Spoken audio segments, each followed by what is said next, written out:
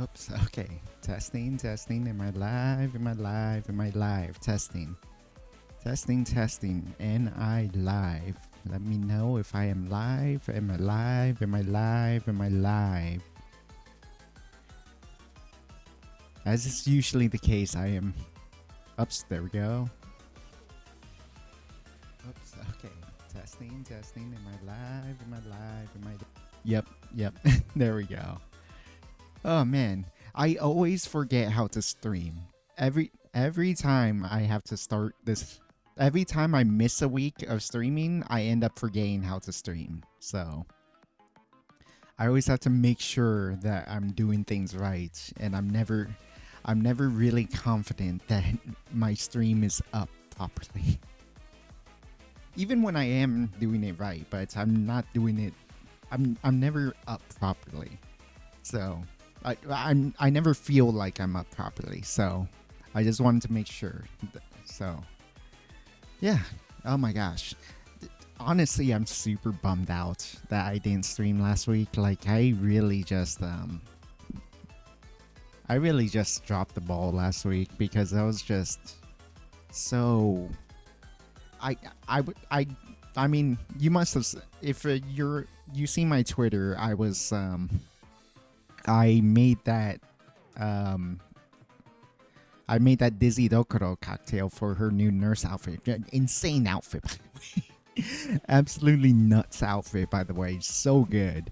But yeah, I really wanted to make a good drink for her. I knew I wanted to use absinthe because the whole theme of that thing was like, oh, Dizzy Dokuro is dead. Dizzy, and she's a nurse, so, and there's that whole saying that poison and medicine are two sides of the same coin. So that's why I wanted to use absinthe, because absinthe was once considered poisonous, and so it fits with the death theme. But then, like, calling it something that's very much a, because one of them was a corpse survivor variant, and so like mixing that whole medical and death thing. But because I kept messing up the drinks, I ended up taking like 5 shots of absinthe that night, and so I was so fucked up and I couldn't stream last week, and I'm so mad at myself because I really want to stay consistent with streaming, but it is what it is. Hello, Chibity. Hi. Yeah.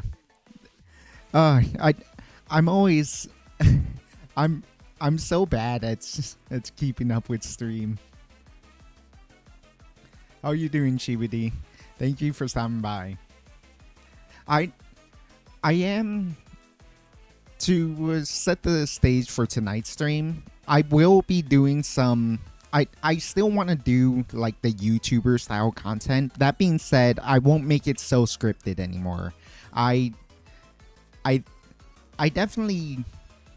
I feel there has to be a balance, because when I was completely unscripted in the past, let's say it this way, yeah. When I was completely unscripted in the past, I just feel like I stutter too much, I ramble too much, I repeat myself too much.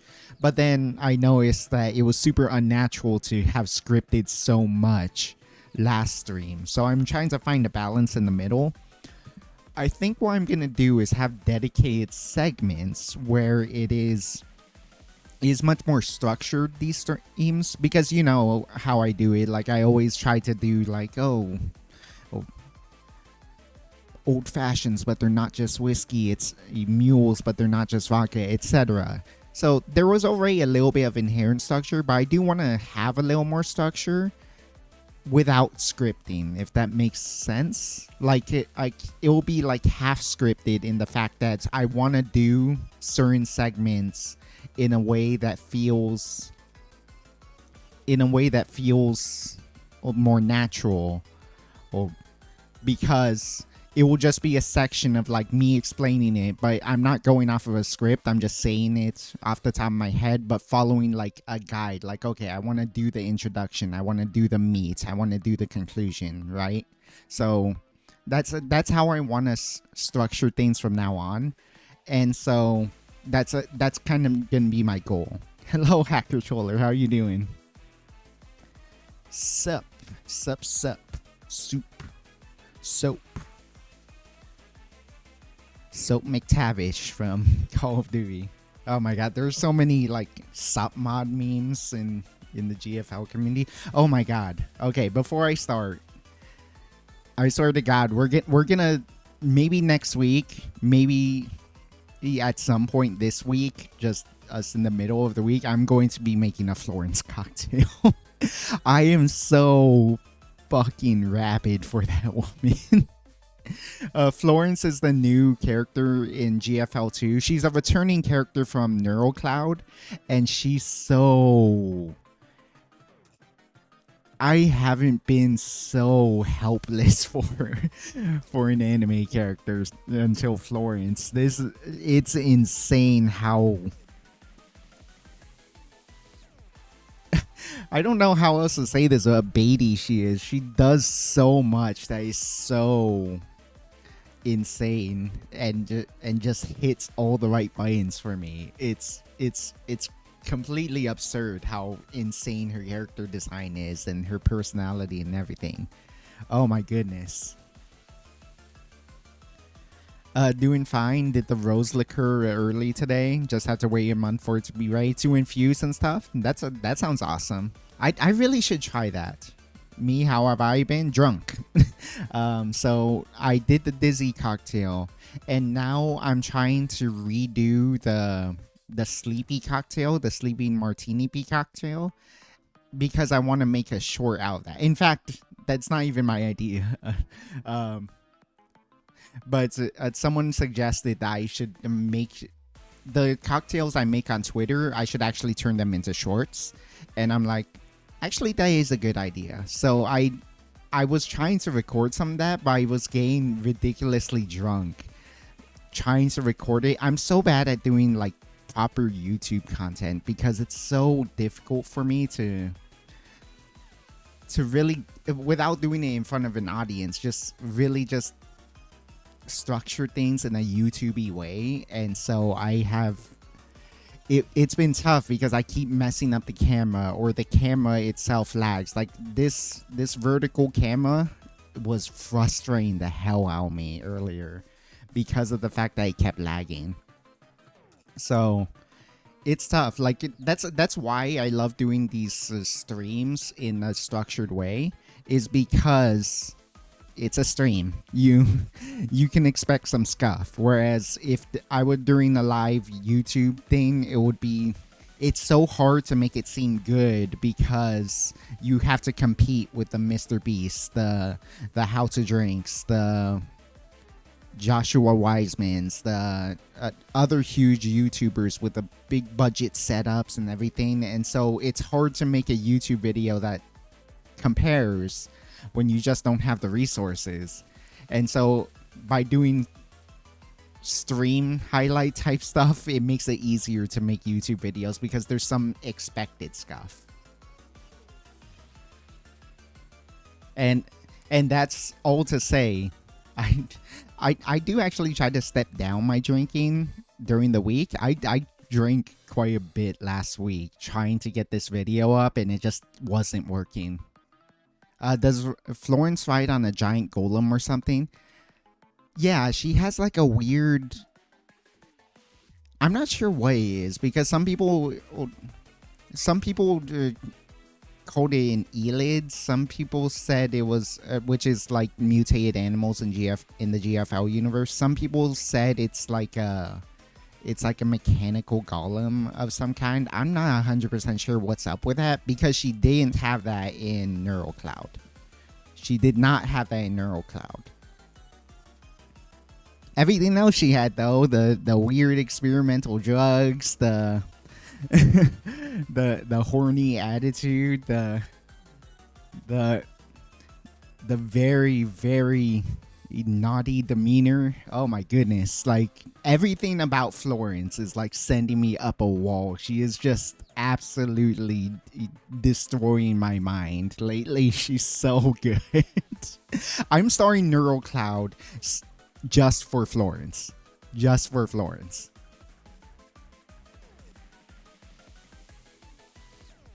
I'm sure I'll enjoy it too, but I'm legit only starring it just for Florence. She has ruined my mind. Ugh. Okay. Well, I think so. I am going to do a segment now. Apologies in advance. It will still probably sound a little cringe, but this time it's not going to be so scripted. So it's not going to be. It hopefully is not going to sound too unnatural. But I did want to actually get this out of the way, and what I wanted to get out of the way was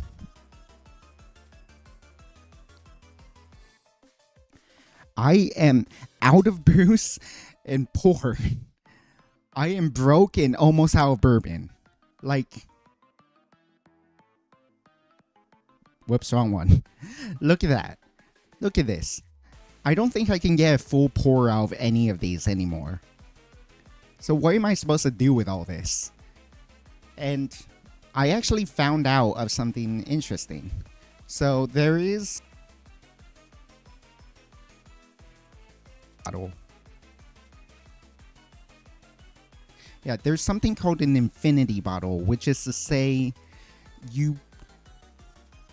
it's a bottle filled with a combination of liquor. It can be literally anything, or it can be all bourbon, all scotch, all rum. There's a lot of different philosophies on how to do an infinity bottle, and I figured that would be the best way to use all of my bourbon. And I thought that would actually sound fun to do and sounded good. So that's what we'll be doing today.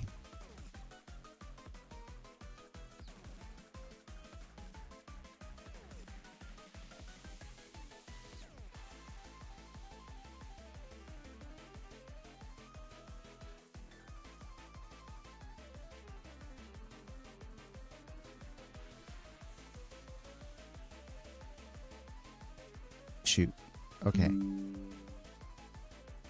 Test. Am I good? Am I good? Is everything okay? Can you still hear me?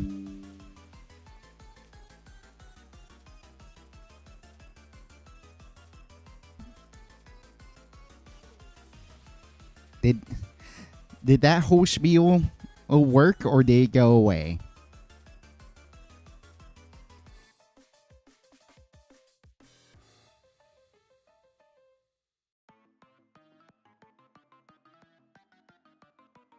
Nothing is working right today. I swear. It's kind of frustrating. It's really frustrating, actually. Oh, man. Some kind of all-flavor abomination? It can be. It can be. Some people's infinity bottle goes off. And so I actually learned from the little research I did on this. Before I realized I probably shouldn't script my videos that much, I was doing a lot of research on infinity bottles, but there really isn't that much to do with infinity bottles. There isn't really much to say about an infinity bottle.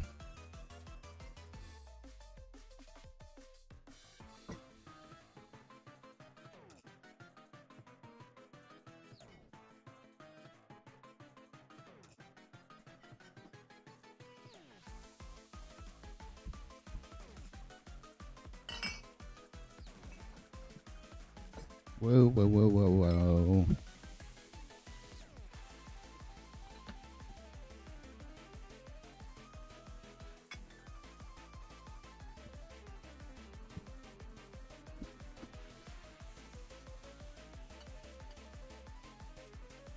In fact, first time I've had to move my tracker.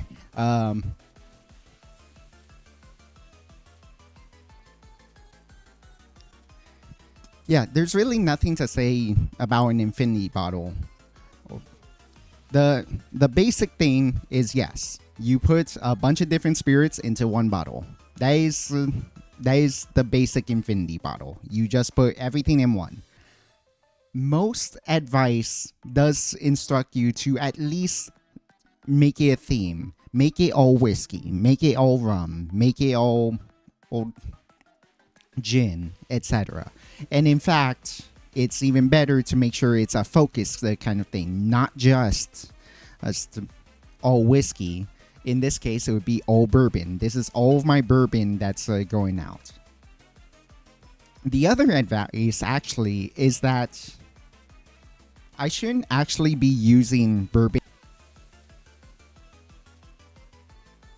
infinity bottle. The better way to use an infinity bottle is actually to take a new bourbon, rather a new bottle of whatever you're doing with your infinity bottle. And in fact, I got a new bourbon. I've been wanting to buy some Angel's Envy for a long time, and then adding it off the top to it. Audio cutting in and out. So back then, what did you miss? What got cut off?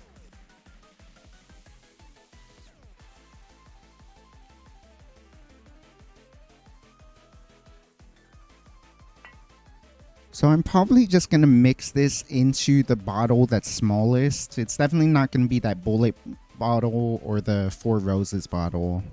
Yeah, this 1 liter.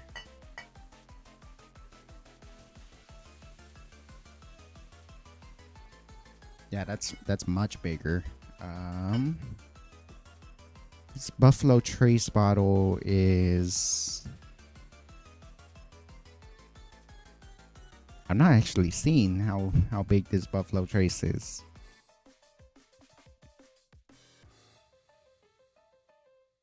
$7.50 as well. Okay. Okay, so I'm thinking either the Buffalo Trace or the Wild Turkey. I'm not sure which one would make it easier. I think probably just the skinniest bottle. So I could actually use the Old Granddad bottle too.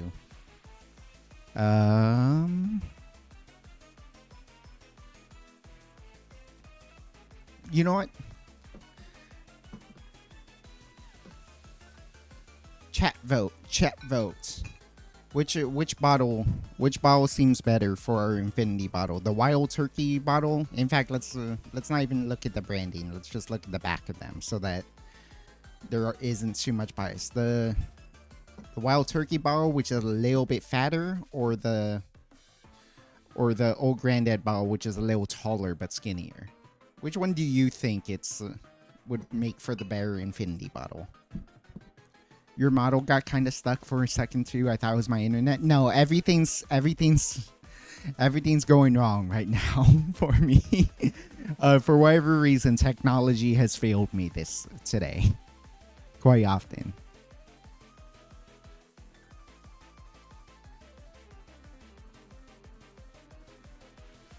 Welcome to the broke ass motherfuckers that want to buy a bunch of different bottles club. We have means on Mondays and coffee on the back of the table. Yeah. The thing with infinity bottles is that in general, and the big reason I got this idea was How to Drink's video where he mixed all 502 of his bottles into one bottle. He actually liked it. It turned out very good. And then when I thought about it for a second, I was like, oh yeah, if most of your drinks are good, if most of the bottles you buy are good, of course it's going to be good. Like, you're not adding any chaff in there. So it's on average going to be good. It's just going to taste weird because you have all of these different crazy combinations of flavors. Because every bottler does it different. I've heard that Wild Turkey is the best budget option, but I heard that Old Granddad tastes better. Old Granddad is my favorite bourbon ever. It's just my favorite bourbon.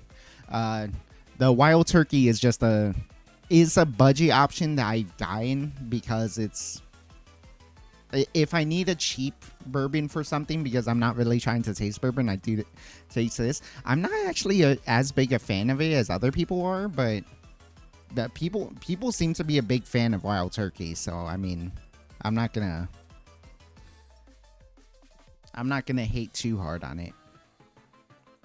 Bold, genuine, true. Wild Turkey. Actually, okay. I noticed that the Old Granddad bottle, if you were to take off the stickers, doesn't have any like bumps in it. Like, everything else has little seals on it. Like the Woodford has this little seal on it. The wild turkey has this seal on it. I do like the wild bull genuine true, but I don't like the seal on it. The old granddad actually doesn't have any of that. So I think we will make our infinity bottle with the old granddad, and we'll just take off all the labeling. That's some. Do you rather gin bean or wild turkey? Neither.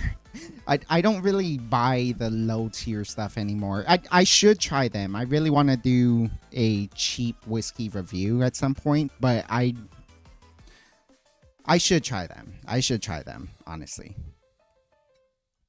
All right, but we've decided we're gonna do everything in the old granddad bottle, and this isn't rocket science.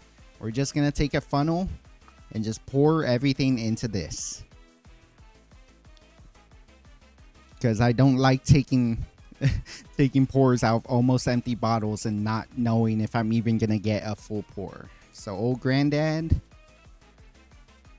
the old granddad that's already in there, the last of my bullet.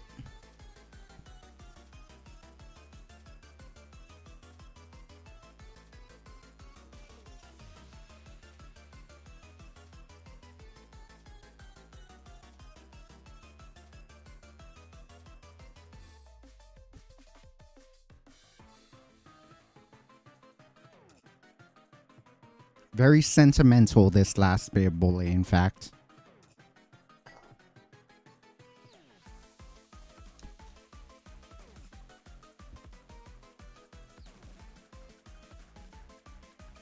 The last of my wild turkey bourbon.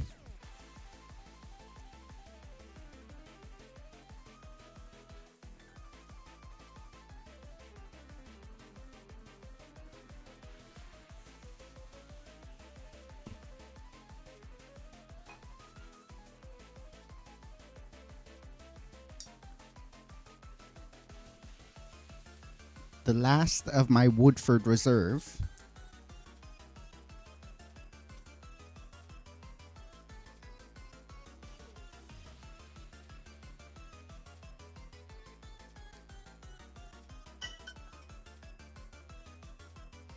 The last of my Buffalo Trace. I actually have a decent amount in here, but I don't really use Buffalo Trace that much. It's Buffalo Trace is quite beloved by people. I personally don't like it as much as other people. It's not bad. It's absolutely not bad. It's just not my favorite.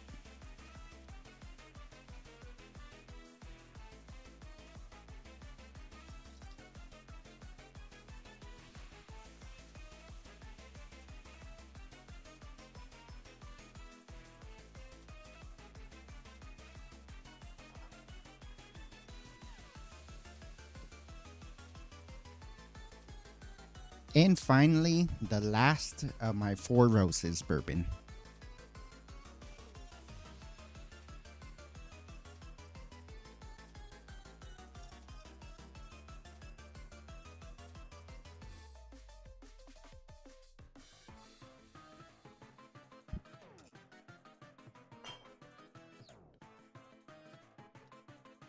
Suddenly, it looks like we don't have...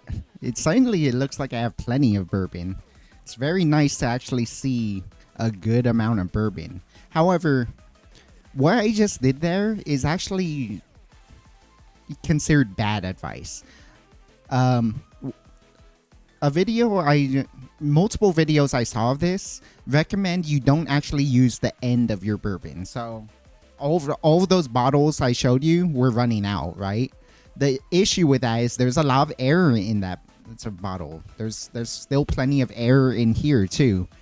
That air can oxidize the drink a little bit. That air can affect the flavor for the worst often.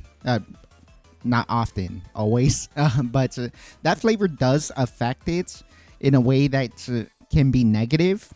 But that is negative. So when there's air in the bottle, it can oxidize your drink, and it does negatively affect it. So everything we put in here was not just the bottom end in terms of the amounts, but the bottom end in terms of the flavor.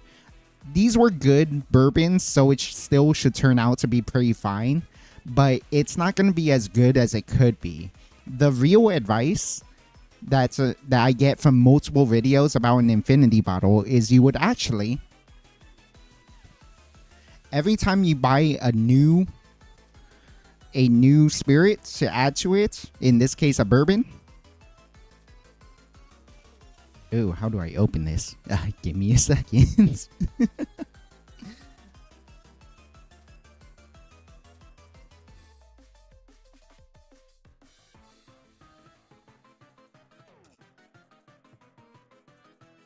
Every time you buy a new bourbon, a new bottle of bourbon, like this beautiful Angel's Envy, you actually take the first shot of it and put it in. So let's just add an ounce and a half of this stuff.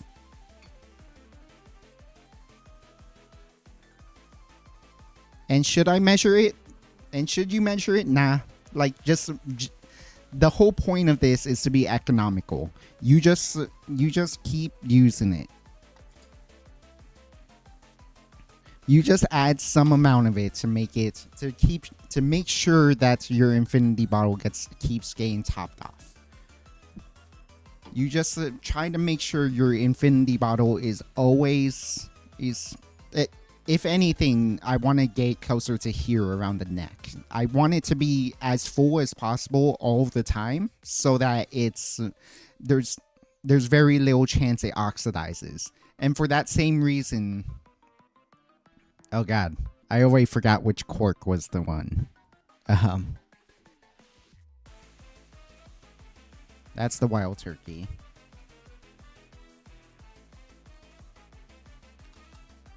Yeah. I should probably get a synthetic cork for this. I'm gonna use a synthetic cork for this later, and this will get better over time, or worse. Honestly, we are just anytime I get a new bourbon, I'm just gonna add to this. That's it, and it will always stay topped off. It will continue to develop flavor. It will continue to change flavor. It will continue to evolve or devolve over time. And hopefully I just have this around forever.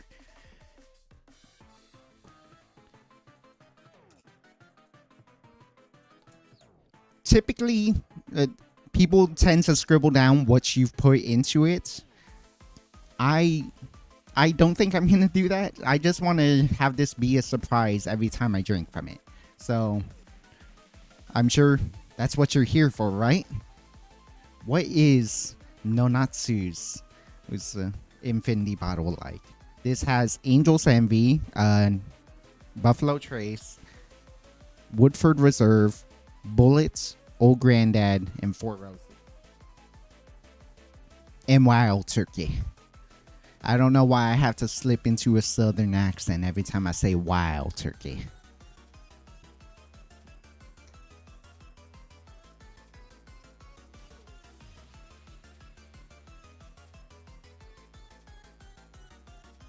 Certainly has the right color for bourbon.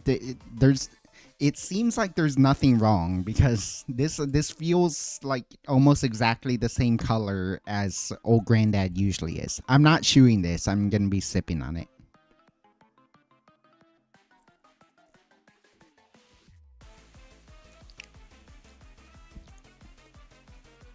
Ooh.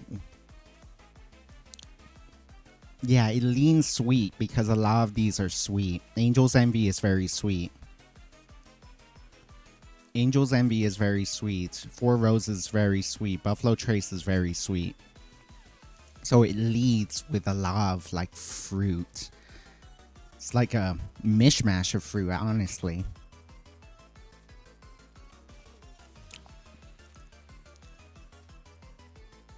Cinnamon clove.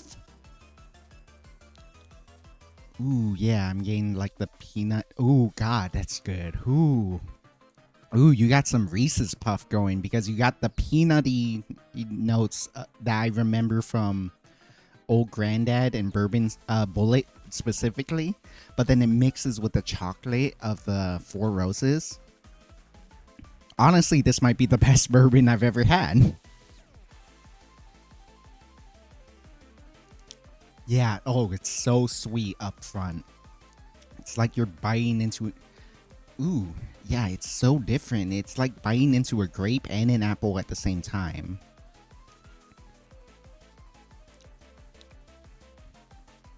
Hmm. Oh my god, this is a good idea. I love this bourbon so much. I might run out of my my I might run out of my infinity bottle before we even get started.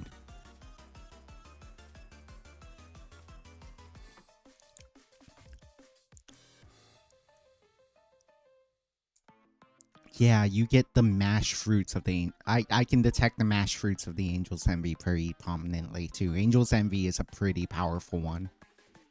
It's a good one. I'm surprised I haven't had a bottle until now. I know a lot of people recommended it. I I really enjoy it. I really enjoyed it at restaurants where they surprisingly BJ's. So BJ's, the pizzeria, they do some damn good fine cocktails. They do the old fashioned correctly, and it's so good. And I wanted to try it with Angel's Envy, and people talk about with Angel's Envy, and this is where like the Reese's Puff thing I mentioned comes from, because they have like a lot of sweet notes. It's very desserty in a weird way. Maybe that's it says right here on the bottle that it's finished in port or wine barrels.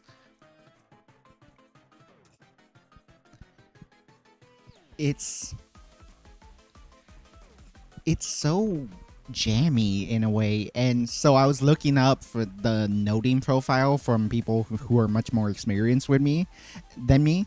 And they were like, it tastes like a peanut butter and jelly sandwich. It's like, what are you talking about? What are you on about? And then I tasted it, and it's like, okay, there's like a sweet peanut note, because Angel's Envy is very sweet. It's like sweet peanuts, like a little bit of grapiness. That's probably the wine, and then it devolves into a mashed fruit paste type of flavor. And what is jelly but kind of a mashed fruit paste, right? And so you combine that together, it's like, oh yeah, it does taste like a peanut butter and jelly sandwich. Just crazy. And then you have, and then there's Four Roses in here, one of my favorite things. That's so baking spice. There's like crisp apple and cinnamon and chocolate notes, and the chocolate and the peanut notes from the various ones, Angel's Envy, Old Granddad, Bullet Bourbon, all hit at the same time. So you have the peanut and the chocolate hitting at the same time, and that tastes like a Reese's Puff, which Reese's cup rather. And oh man, do I love Reese's. Reese's is my favorite candy.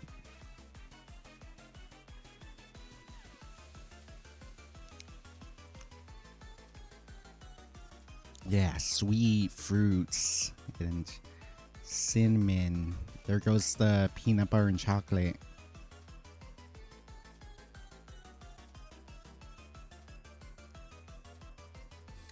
Kind of a raisiny mashed fruit, and then finishes on the oak. Because uh, by law, bourbon by definition is finished on new oak barrels. It's is done in new oak barrels, so all of them are gonna hit with the oakiness, and it's a weird oakiness because we're taking all these different bottles, but it's good. It's just amplified oakiness at the end. I usually don't get that oak note like very strongly. It punches you with how hard its oakiness at the end is, because that's true of literally all of them. So all of them have their own characteristics. Let's can I there we go. All of them have their own characteristics as they like spread out, but then they converge back at oakiness on the finish. And because they all have different takes on oakiness, but it's very distinctly oak flavor. It hits you all at once, and it's so powerful in a way that's shocking and pleasant at the same time.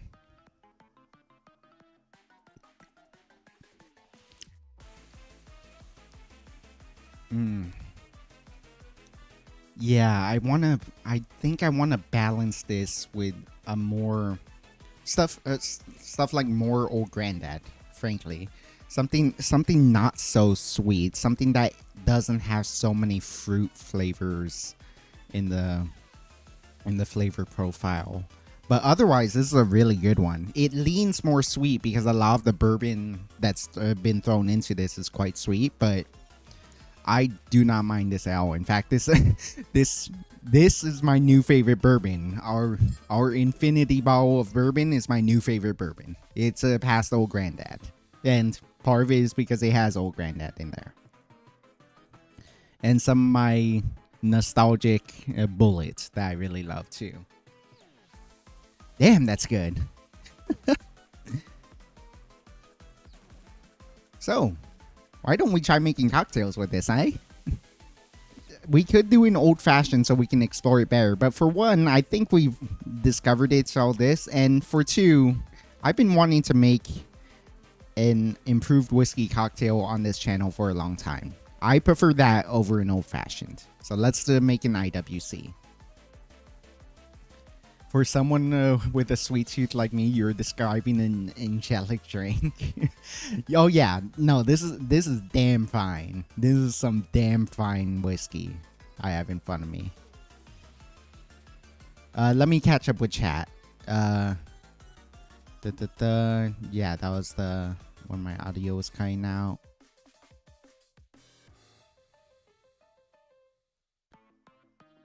Yeah, air does oxidize the drink, but it's not wine or vermouth. It shouldn't change. Yeah.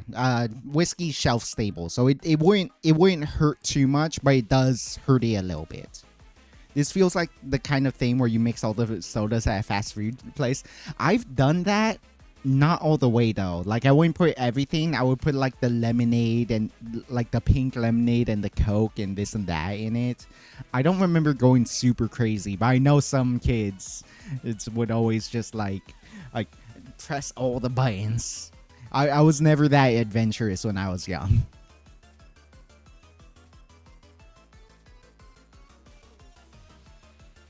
If you can't open something, use your teeth.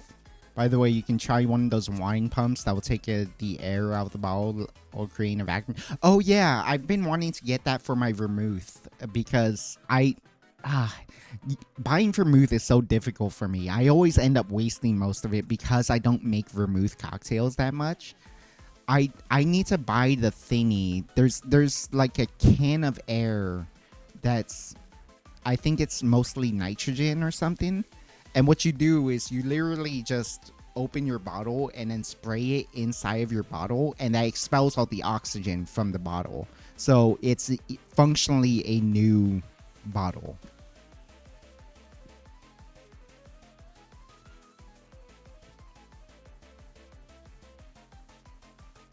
I try mixing soda flavors sometimes, but not often. Yeah, I don't do it anymore, especially because have you seen those new machines where it's like, oh, it's one machine with one spout, and then there's like a screen, and you can touch the buttons, and it can be, oh, you can try Fanta or Diet Coke or a Sprite or whatever. You can have all these different options, and then within the options you have multiple options, so you can try Diet Coke Orange, Diet Coke Cherry, etc. I love that stuff. I absolutely love those machines.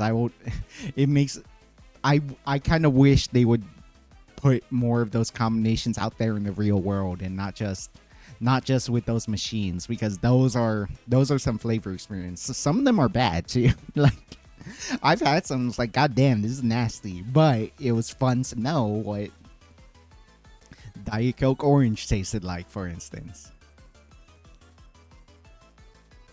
I mean, it's expensive, but not that expensive. Less than 900 pesos, like $44. Okay.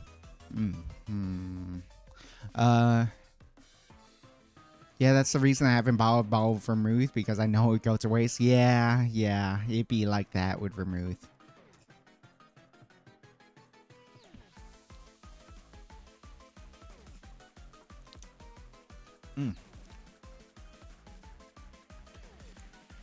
Okay. Yeah, there's not much to this stream. The only scripted part was that beginning part. So now we just make cocktails. Not sure what I want to make.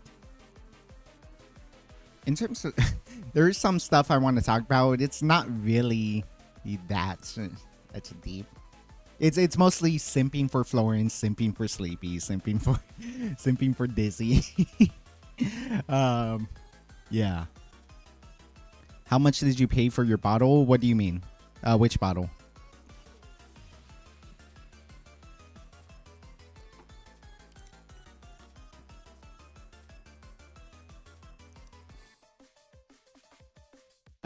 While you answer, I'm gonna go grab some ice and we can work on some cocktails. Angel's Envy can take Old Granddad's Spy, and then our Infinity bottle will go right next to it.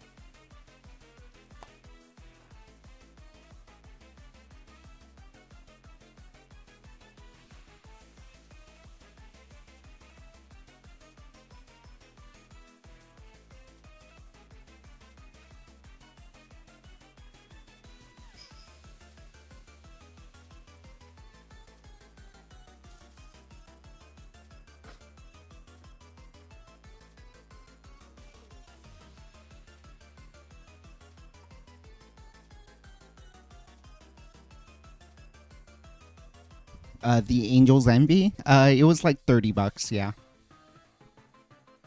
not too bad at all. So let's get this out of the way. For an improved whiskey cocktail, the first thing you're gonna want to do is rinse it with absinthe. I have a nice little absinthe spritzer, so I just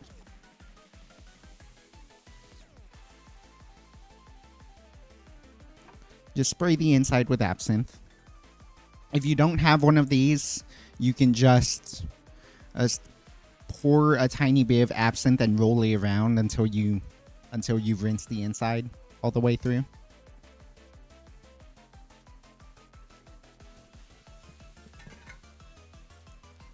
I finally made some more Demerara syrup. I really love this stuff. It's a much more richer kind of syrup. Just gonna put a scant amount though, so probably just about a quarter of an ounce.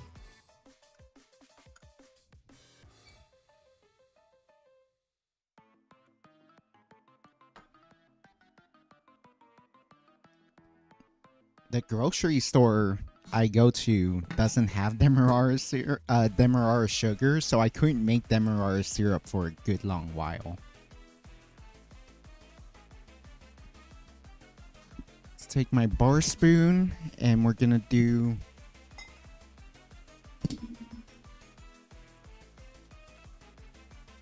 just a bar spoon of curacao.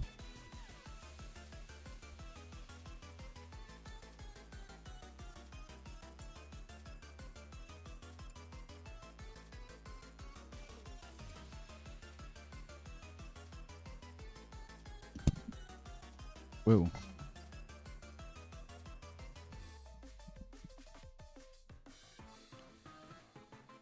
And just a bar spoon of maraschino liqueur.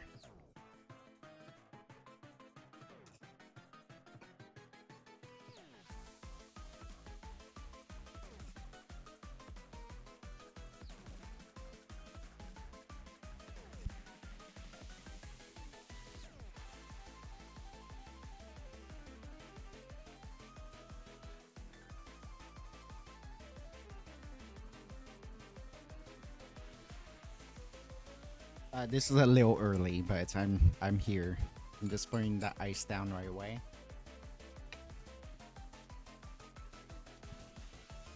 And then 2 ounces of our Infinity bottle. Our Infinity Bourbon.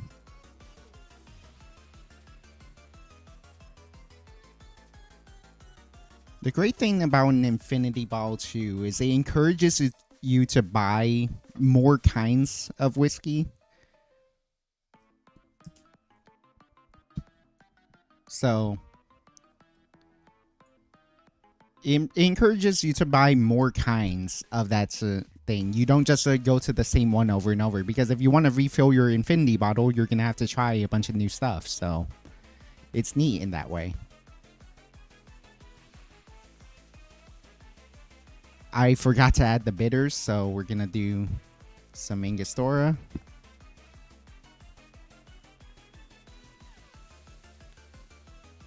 Usually you would mix up the bitters. I tend to like... Actually, we can add a third dash of orange bitters as well.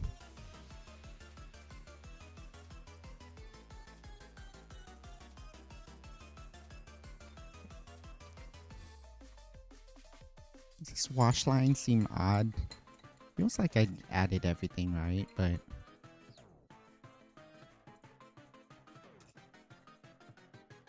Maybe it's just the ice. The ice is so much bigger than usual. I made some really big ices when I was doing this earlier.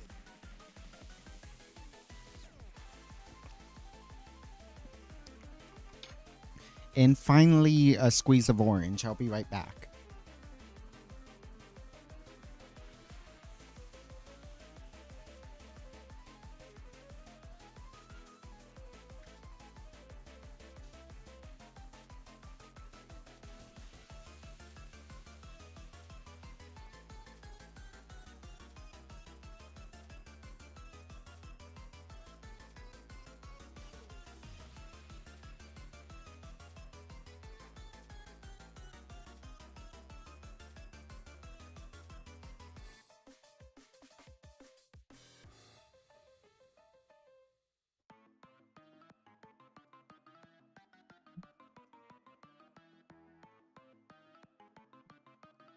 Seems we're out of orange, but lemon peel will be really good here too.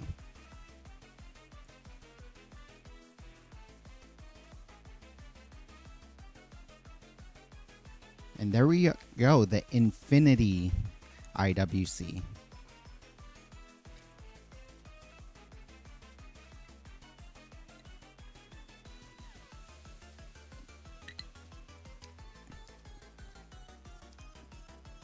Ooh. Yeah. Oh, man. So you get the complexity from the infinity bottle itself, but then you also get the way the curacao and the maraschino and the demerara and everything else just adds to it. This is such a... Oh my god, it adds so much, even more complexity to it. This is...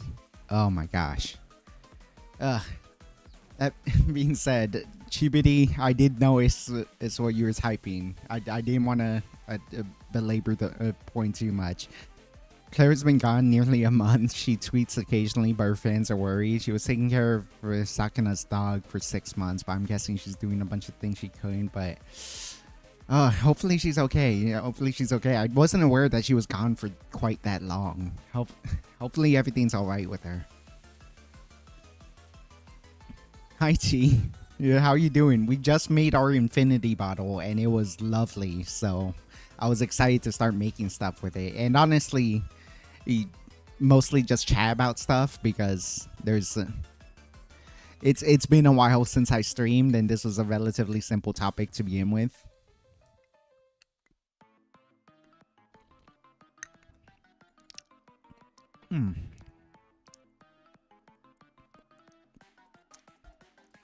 Honestly, in a weird way, some of the ingredients smothers that complexity from our infinity bottle.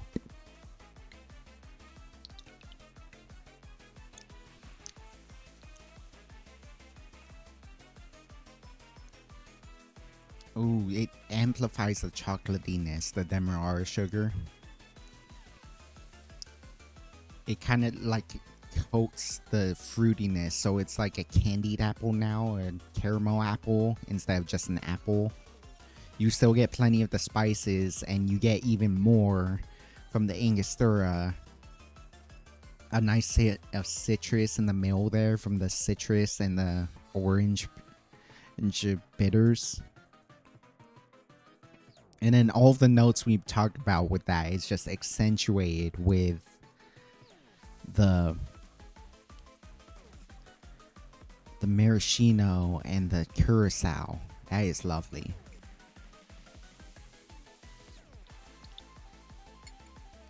Mm.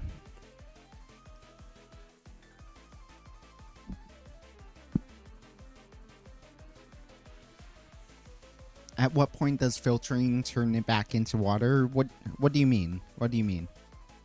Not sure what you're referring to. Oh, the tea, the filter tea's username. uh, yeah, I remember or two, like Irie's been gone a while, and she started streaming again. I was actually watching her stream before or this, and she had a hilarious time. She was talking about, she was very confused about the concept of peeing for men compared to women. Very very bizarre thing. I know she ends up having long stints of absence too because of the fact that her own job is super stressful. I know she tweets about her job a lot, and it's crazy the type of stuff she's talking about. She's talking in all caps about some crazy shit that happens at her work.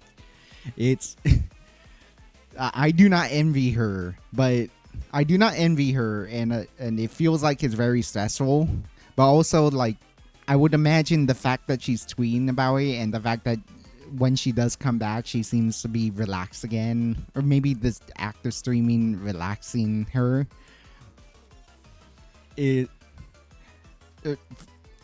perhaps means that she can roll with the punches, laugh it off. Like it feels bad to kind of laugh at her plight just because there's so much insane stuff that even out of pity, I'm just like laugh like oh gosh, just trying to lighten the mood type of laugh. But man, some crazy stuff happens to her too. There's a it's it's kind of a cruel reminder of just how difficult it is to be a streamer, how difficult it is to be a content creator, given that unless you are a big time YouTuber or like this, you have to make time for this shit. You have 8 hours locked out to work. You have another handful of hours to life, like, oh, you need to cook for yourself, you need to clean, do this and that. You have a few hours of your life, however much you can dedicate to sleeping. And so how do you even get time to stream? It sucks. In my case, like, I would love to be able to stream more. I'm trying to figure out a way to stream more, but I just don't know how to do that. Meanwhile, like in cases like Iris, like, yeah, the moment she gets the ability to stream, she's gonna go for fucking 9 hours because it does seem like it's cathartic for her.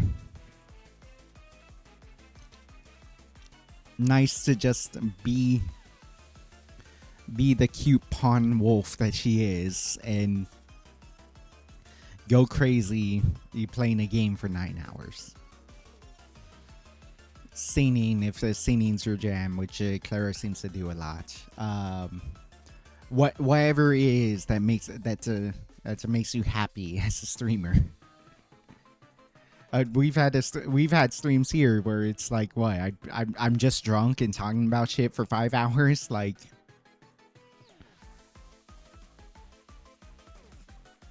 Streaming's a hell of a remedy for life's troubles.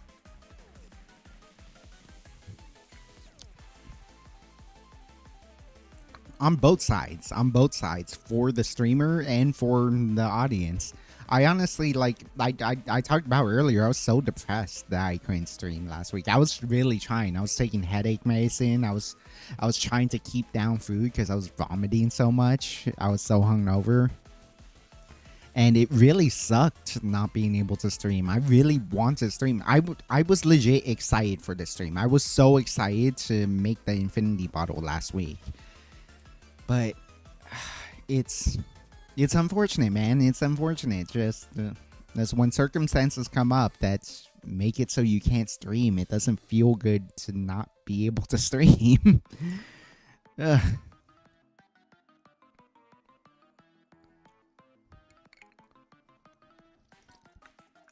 it really does feel good to be able to just talk to you guys in this way, to be able to have fun making these drinks and yap to you guys. Like I genuinely like the reason I started doing this is because like I've talked about this before, but man, some people make some really weird, if I can be blunt, bad drinks for VTubers, and just that it's clear that it's very just visual based, and there isn't.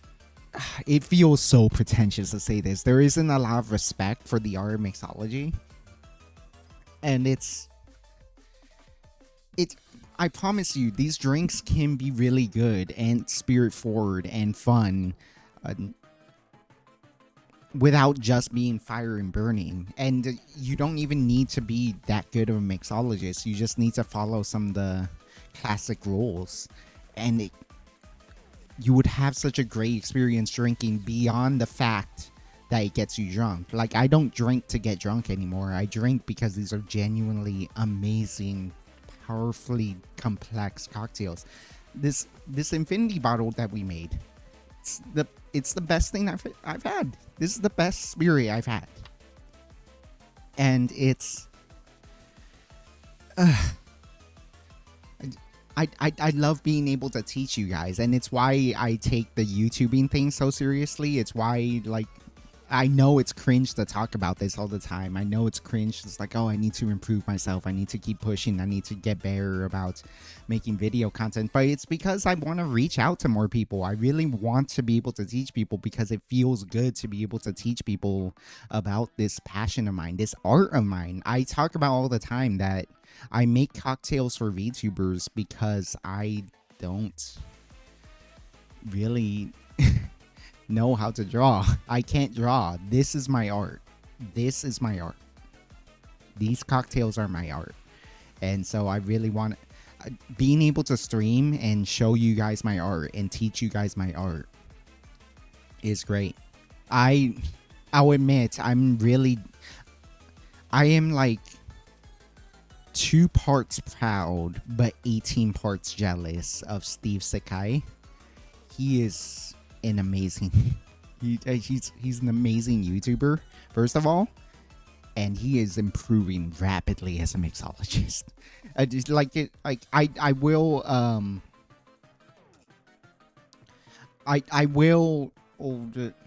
admit, like, when he first got into mixology, it was a lot of amateurish stuff, but like I was amateurish too. He did a lot of the same things I did, which is just like, oh yeah, I'm just gonna throw. He threw a lot of stuff together that sounds good, but it's a little bit. It's just weird in general. Nowadays, like he did another video about. So he really blew up the first time with his Hollow Stars cocktails thing, and for the record, those were good drinks. He knows ball. He knows ball, but he was still pretty amateurish. A year later, just recently, like last week, he remade that video because he himself admitted, like, oh yeah, those drinks aren't up to my standard now. I've learned so much about mixology and its history and all that stuff. And he made another video, and so fucking good. His drinks are really well thought out craft cocktails, and they are like super respectful both to the art of mixology and to the VTubers he's making it for. And so he's fucking like a rocket ship right now. He's so good. And in some way, the small part of me that's proud is like, hell yeah, brother, like let's get classic cocktails that are more popular in the VTubing space. On the other hand, like, classic cocktails is my entire content. I'm so jealous. It's like, damn, I need some of that attention for me. Like, I know that sounds selfish. I know that sounds so pretentious, but you know, like, I want some of that for me.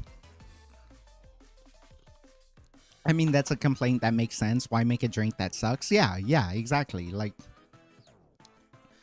a lot of VTuber cocktails I see people make, and I'm guilty of this too, is they would they are almost always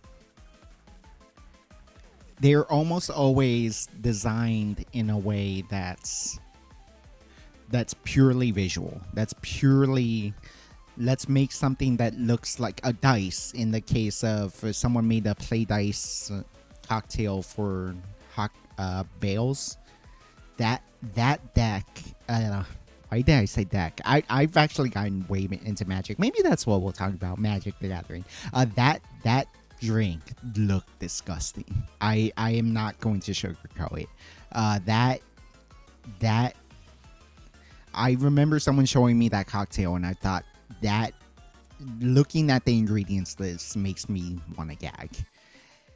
And I get it. They did a really cool thing where they like set up this square old-fashioned glass with like dice numbers all over it, and then they put like a 3-row of cherries to make it the 3 on a dice thing.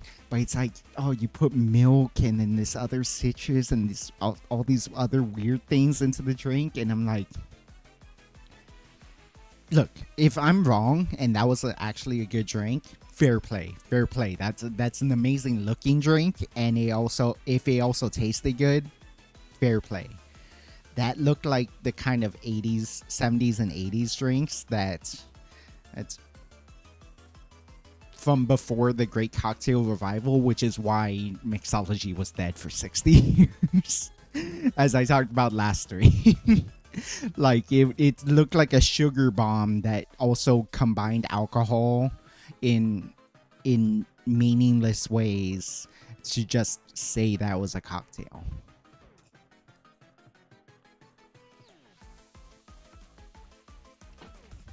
Drinking problems tonight? Not really.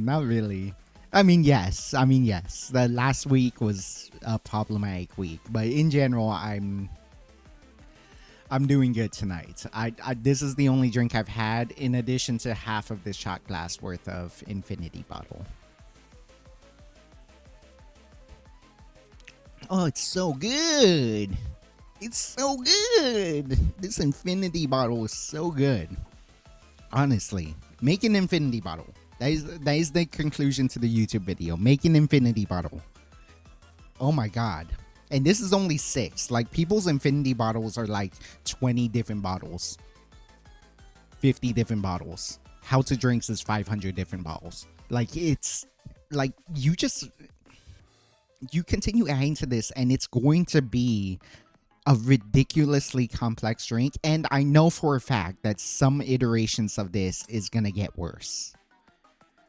Some iterations will make this worse, and I'm fine with that, just because, like, that's the nature of an Infinity bottle, is that this will change over time, and it's crazy. Wait, is it called an Infinity bottle because of the Infinity Gauntlet? No, it's because it will never run out. Ugh, almost sneezed. Oh god, I hate that. Oh, I'm having the cuck sneeze. Okay. It's an Infinity bottle because it should never run out. Ideally, my Infinity bottle will be filled up to here, like right on the neck, and it will never get much lower than the base of this crest. So, the Infinity bottle, you shouldn't use it. You shouldn't use it unless it's filled all the way to the top. The next time I do a bottle run, I'm probably gonna get a fair number of whiskeys to just fill this up. Oh, because the Infinity Gauntlet is one thing powered by many. I'm sure, because whiskey nerds are also like comic nerds sometimes, that there is some amount of that, but I know from the videos I've seen of it, from my research, it mostly refers to the fact that this should never run out. It is an infinite bottle because you will never see the bottom of it. In fact, you shouldn't even see the bottom of this part. But yeah, if somehow this started because of the Infinity Gauntlet, I wouldn't be surprised. Gain some of those delirium treatments? What do you mean? I mean, you can add milk to a cocktail, but you gotta make sure it goes well with the other ingredients. Yeah, yeah. I mean, I love me. What is that called? A White Russian. I still like White Russians. It's like one of the most basic cocktails of all time, but it's because it's vodka, milk, and Kahlua. Milk and coffee go great together. So simple, so good.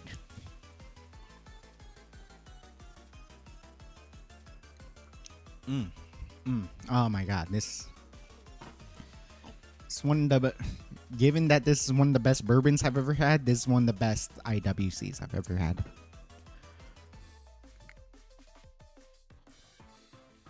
It unironically, absolutely, completely, seriously is just an explosion of flavor every time. This was an explosion of flavor every time, given the way I described it. Adding that lemon peel, which always goes well with the bourbon, just citrus peel in general. I think this would be better with an orange peel.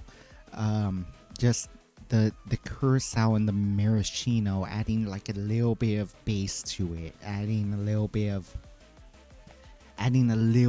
one more extra layer to it. The demerara sugar being so rich and like coating the apple flavor, and getting a little bit of cherry. What is bringing out that cherry now? The peanut, the jam, the Reese's, like, it's our infinity bottle is already the most complex experience I ever had. Adding all those extra elements that an IWC does to it, an improved whiskey cocktail, the old fashioned's daddy, it makes this just like heavenly. Please make an infinity bottle. If you have spare rum, I bet it's a rum infinity bottle would be excellent too. If you have spare rum, if you have spare bourbon, if you have spare rye, try making an infinity bottle. Holy moly.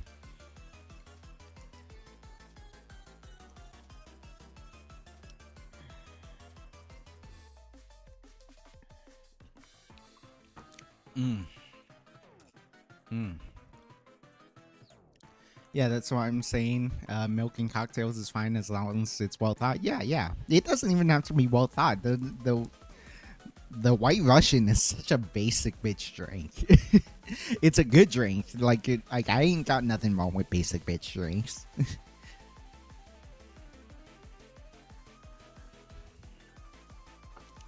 I just remember that drink, the Bales drink, being so chaotic, and maybe that's she's. Her whole lore is that she's chaotic. Is that? Can we talk about that? I kind of want to talk about it. It's something I've always thought about. I didn't plan to talk about this, but I really wanted to. It's sort of my VTuber hot take. I think lore is very important. People meme on lore all the time, but it's because they don't. For some reason, the Western side of VTubing like really fucked up lore. The concept of lore. So yeah, let's do it. Fuck it. As long as the ingredients are something that tastes well together is what I meant. Yeah. And I am a huge believer of if you like what's in your glass, you did right. There are some weird ass cocktails, including Steve Sakai's stuff.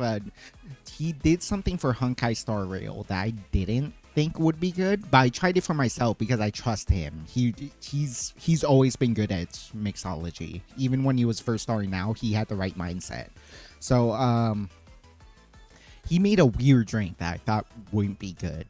I tried it and it was quite good. It's not like one of my favorite drinks ever, but it was solidly B+ cocktail. It was very good, well thought out, not my taste.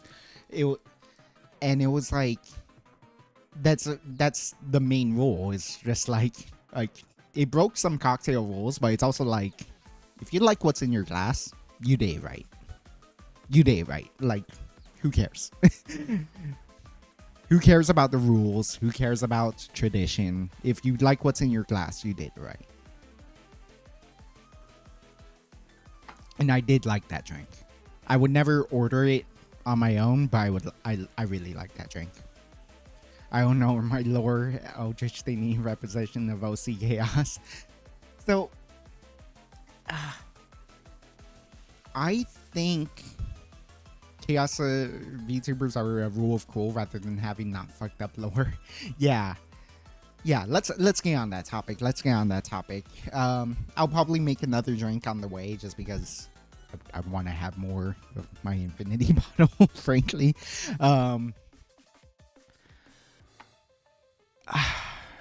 I think lore is genuinely one of the most important aspects to a VTuber, but also that less is more. So I think the big reason that Western VTubers fucked it up, and here's the thing. They fucked it up by doing something good. It's sort of like too much of a good thing in a weird way. Because I know there's a lot of people who have a passion for writing. Fucking Merryweathery? What was his username again? Merryweathery? That guy who does like all the like silly comics, and he did like an OS Tans thing. Anyways, like he made a bunch of lore videos that were super deep, and like big VTubers from Hololive, Niji Sanji, V Shoujo, like they make these incredible lore videos that are 10 to 20 minutes long, and it's a whole ass like manga thing, and it's so cool, and they add so much lore to it. It genuinely is so cool. It's like, oh, you thought about this character so much. And even if you love your character, if you really love the character you've designed, that's awesome. That's genuinely awesome. That's genuinely awesome that you wanted to make such a cool VTuber design. And you've created this whole storyline about it. But then the reason it became a meme is because, well, how do you follow that up, right? How do you continue to be that badass super soldier with the tragic past, and then you're talking about titties and ass and joking around and playing Minecraft or playing in video games and just fucking around all the time, right? And again, that's a good thing taken too far. Like, I love those kinds of lore videos. I love creating that kind of setting and world. But then it just feels bad when you are functionally just another or silly weird streamer, right? And you can be a good silly weird streamer is the thing. It's like you are clearly charismatic. You are boisterous, you are popular, you have a great singing voice, etc., etc. You are a great streamer. But you are not that character that you depicted in the lore video. And it becomes a meme to be like, oh yeah, you're nothing like your lore. And it's like, it's a shame. It's a shame because you wasted all that lore because you don't really play into it, right? Right? That's why I think less is more. So you think back to Hanamakia from Niji Sanji. I know Hololive has actually added a lot of lore type content, but Pecora to start was just a princess from Pecoland. It's like one sentence. Project Melody is an AI that got corrupted by porn. I will admit that I do like me some Project Melody. She is an AI that got corrupted by porn. And it's so easy to play into that because it's so simple. Hanamakia's lore is literally just, oh, she's a college art student that loves to have fun with her friends. A college a college student streaming, playing Minecraft, just being silly with her friends, having fun, drawing sometimes, hanging out in Zatsudans. That's super on character because there's not much lore to go off of. It's very, very broad how you can play this character, and therefore you have a ton of immersion for why the anime girl in the side of your screen is the actual streamer and not, an avatar. Whereas, like, okay, you have... Which one do I want to go with? There's so many different ones, honestly. It does feel like a weird TTV-tuber thing. And again, it's not a bad thing because it's a good thing taken too far type of thing. It's just there... Honestly, for a while, because I know we just use Hanamakiya from Nietzsche, I think of like Luxium in general. They had these deep lore stories with their debuts, and like they... It's awesome. It's a really cool story to lead to why this character is this way, and this is why they're an archivist. If in Shiori's, let's say Shiori from Hololive, like, oh, this is why she's an archivist. This is why Crony is the god of time. This is why,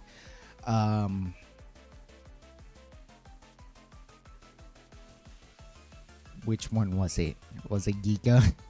I think Giga was like a mercenary for something. Giga from Vishojo. Just all these deep lore things where they show a 10-minute video during their debut, and it's this long and really well animated and really well thought out script. But then, they're just a silly streamer beyond that. And it's just like, because the lore is so specific, it's so hard to actually play into the character, because like, if playing into the character adds to the lore, the more details you add, the thinner the rail becomes on what you can behave like. You know what I mean?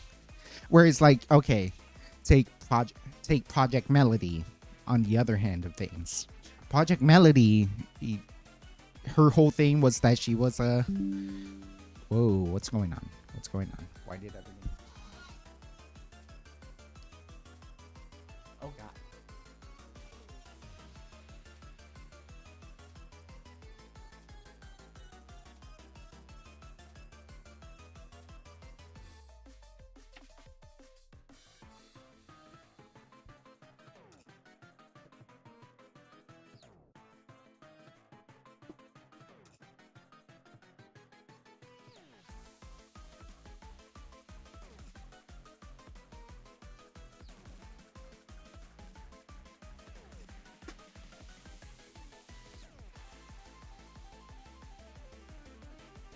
Okay, little behind the scenes. I'm running this on a laptop. I'm running the stream on a laptop.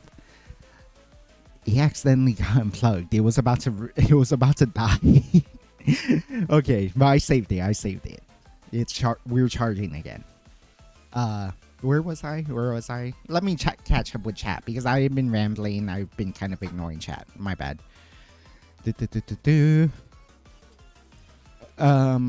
My lore Eldritch thingy is a representation of chaos. So yeah, chaos VTubers are a rule of cool more than having not fucked up lore. Merryweather, I think. I think there's kind of a line with lore. I'm a cosmic embodiment of time and then just play Minecraft. Yeah. I think that is the fun part. Having more over-the-top lore and doing the most mundane thing is a hilarious contrast. Part of the reason I went for the most cringy OP lore I can think of. Imagine an eldritch force of nature just slipping on a coffee in the morning. Like, come on, don't tell me. Yeah, that is true. There is something funny about I am the demon lord of my realm. I am all powerful. Nothing can defeat me. And then you fucking suck at video games. Like, how are you so bad at this? You were a demon lord who was unbeatable, right?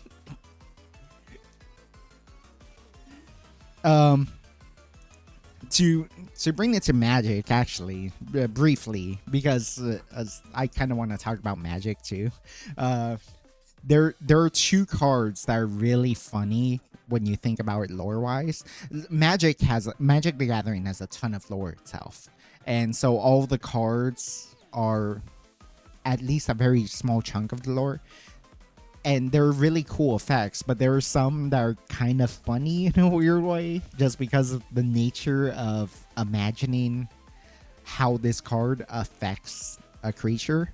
There's a card called Tragic Slip, which is something you use to try to kill something. It only kills something small, but if something died earlier that turn, it can kill something big. And the idea, especially if you look at the artwork, is that someone literally just tripped over and died. Like they tripped over and broke their neck because they fell into a grave. It's funny to imagine. So it makes sense for a human. Lots of humans in Magic the Gathering are weak, but then you can, if you triggered Morbid, as we would say, competitive wise, you can kill something much bigger, and it's hilarious. Absolutely hilarious to think you killed this big scary demon because it tripped over and fell into a grave and broke its own neck. Or Fatal Push. Fatal Push is a really efficient kill spell. It only kills small things. But the idea being that you literally just push someone off. Like you push someone off of... You see the art. It's very obvious what happened. You push someone off of a plane and they fall to their death. How does that kill something with wings? Like you can... This card functionally can kill a drake. It can kill a small dragon. It can kill a bat. It can kill, say, a kite sail freebooter, which is a kind of creature that you can tell from the art is like, it's a human, but it's wearing like a wingsuit. Like he can glide and land safely. Why would a Fatal Push kill him? Why would pushing him off something kill him, right?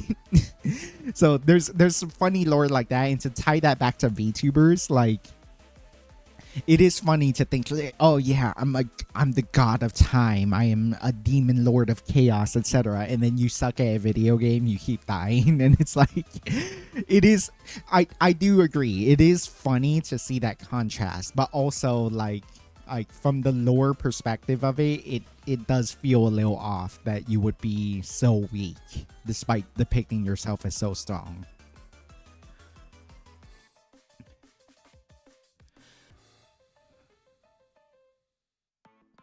The good thing about my lore is I can easily include myself in my friends' lore. I feel even if it's not an agency or a VTuber group, it's a nice thing to share. I really like that Demon Lord 2099. He sucks at playing video games, but his perspective on competing them is what gets him viewers. Nice.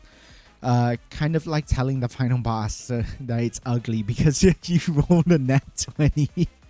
Oh yeah, like there's funny D&D stories because you roll a nat 20, and so you get to defeat like this powerful thing off of some bullshit.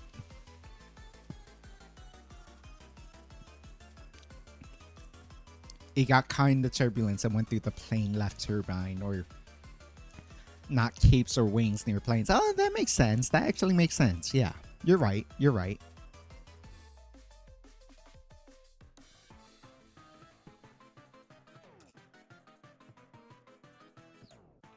So where was I?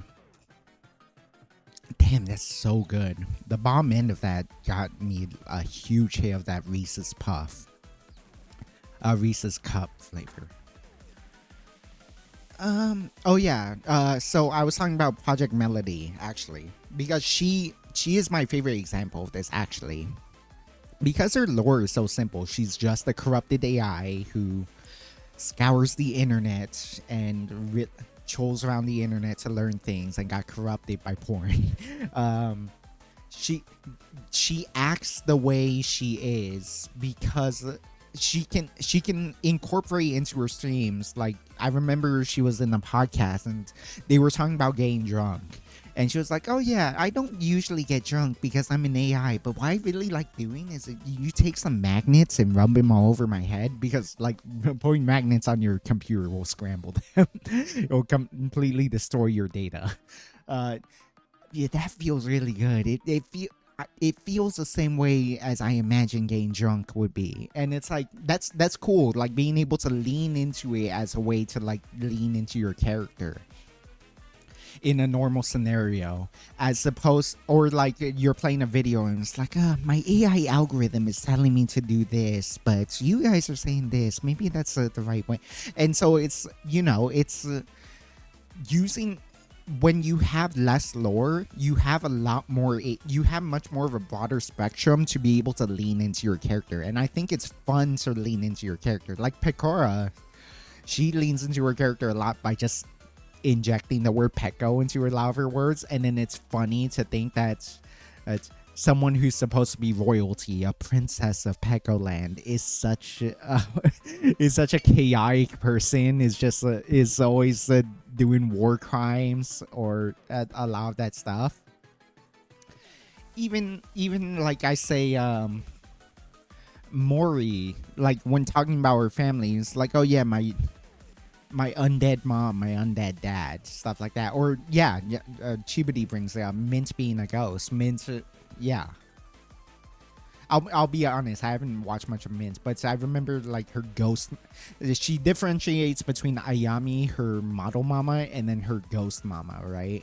Or stuff like that.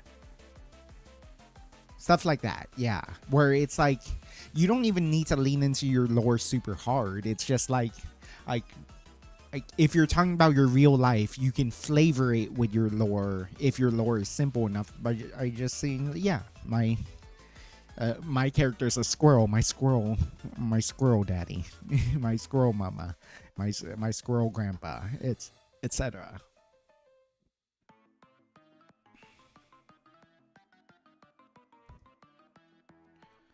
But like when you have such a deep lore story, when you create a whole 10-minute manga, or like a 10-minute lore video about, oh, I was a commander in hell, and then I was kicked out of hell because this and that, and then I had to wander alone in the human world before someone took me in and treated me right.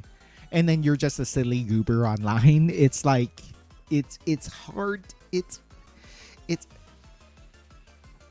why it's easy to make fun of lore being meaningless, because it's like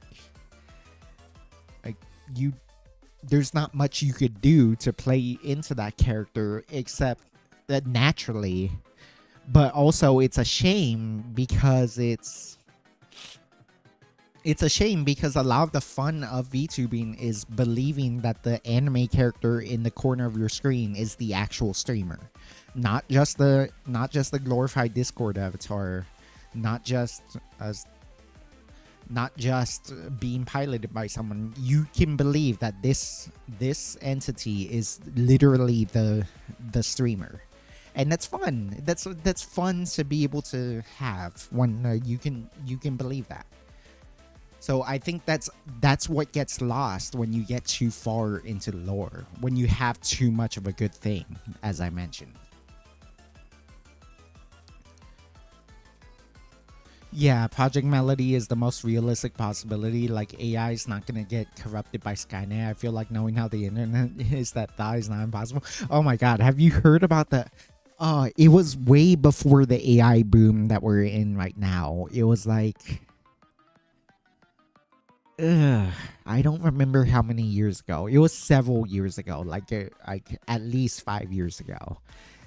Microsoft put in AI that was trying to learn things, and then and then they literally turned her into a Nazi. they literally like people trolled the shit out of the AI until it started spouting off a bunch of weird political shit.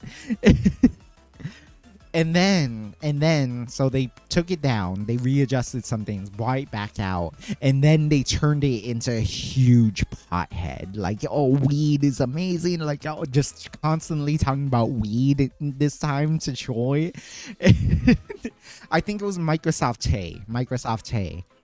And so, like, they continuously just kept feeding it it's a weird information to turn it into a pothead and like a pro-weed activist and whatnot.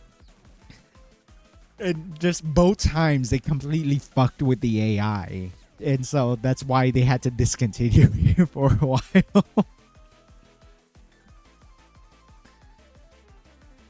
I remember Shuya, the lore being funny. It very much was reminiscent of like Pomu style too, where it was just like intentionally quite bad, intentionally quite low budget and silly, just to make sure that lore wasn't emphasized, which ironically makes the lore more powerful. As I mentioned, like, lore is important to make sure it's believable that the anime character on your screen is the actual streamer.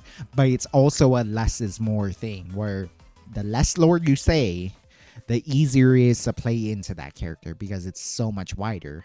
Whereas if you create tons of lore, all the details, oh, I was a demon from ancient Japan, I lost my language, I got kicked out, our castle burned to the ground, I got exiled, all this kind of stuff, it like puts you on a rail, and there's no way to actually play into that character in any way that's natural. And I get why it's a meme, because it's like you do all this work and all of a sudden like you're just a normal streamer. You could be a good streamer, but you're just a normal streamer. And I prefer the era of VTubing where it was pretty stripped down lore, pretty simplified lore, where you can then you can be mostly your goofy anime itself. Like, you are still at most like 30% the character, usually way less, like 10%, 5% the character, but it is mostly yourself. You are 70% you are 70% yourself on stream. You are 80%, 95% yourself on stream. But you can lean into the character every now and then to add a little immersion and make it a little more fun. Make it feel like the character's real, right? Like, that's the main thing, which is why I bemoan lore. Bemoan the way we treat lore in the VTuber space, especially in the Western space. What else did I want to make? I kind of wanted to make a whiskey sour, but am I really in the mood for a whiskey sour? Yes, I am. A whiskey sour sounds really nice right now.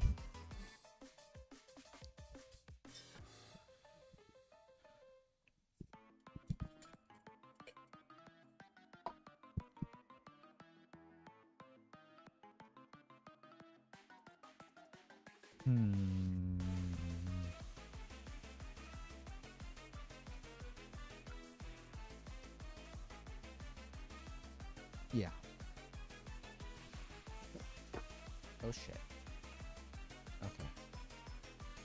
We will get to that later. It's honestly this whole conversation, kind of just to reiterate something from my own stream. It's in fact, let's be cool about this, because I think it will lead up to what I want to talk about. Shing!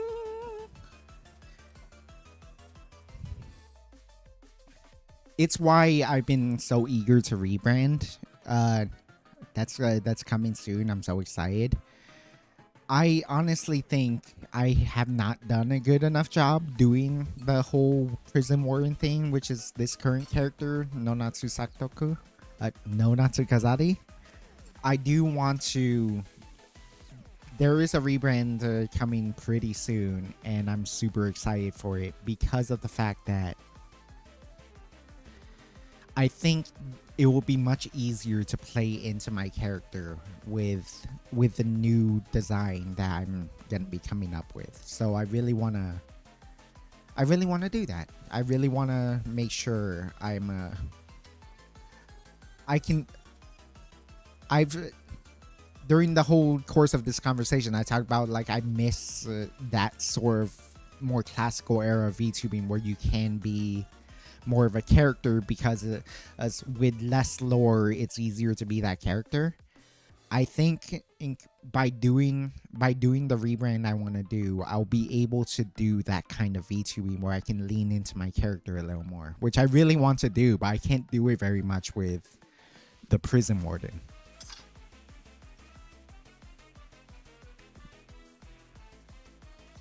My lore is complicated due to the OP nonsense, but it's also very simple. It can be simplified as pure chaos during doing chaotic things. Like, I have a chaotic personality, so the lore is kind of fitting. Yeah, and like that's part of it too. It's like the VTuber is part of you, so therefore, or making it match up with you is important. And that's what sort of makes it even more of a shame when it's not, when you can't play into it as much. Okay. 1 ounce of lemon juice.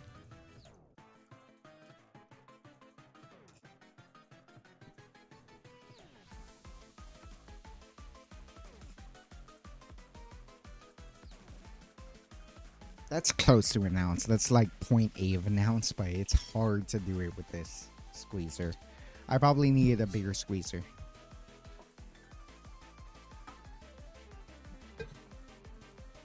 With that in mind, probably like 0.75 ounce of simple syrup. We're just doing a basic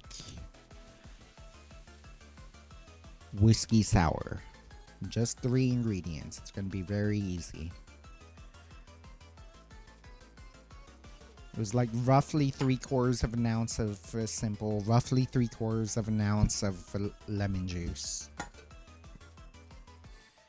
And then 2 ounces of our infinity bottle.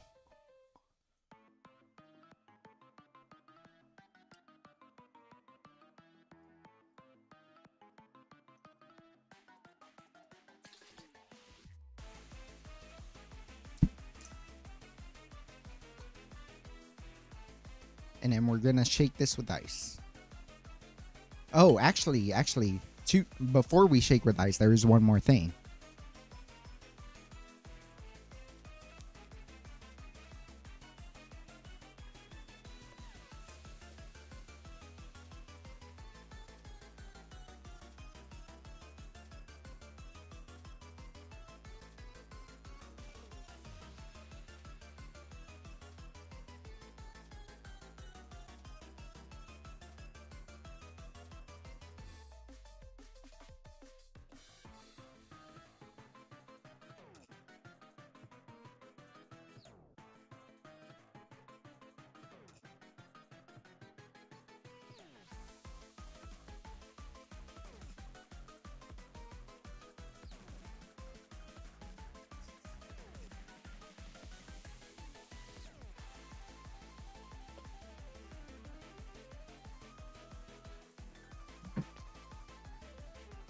Unfortunately, no.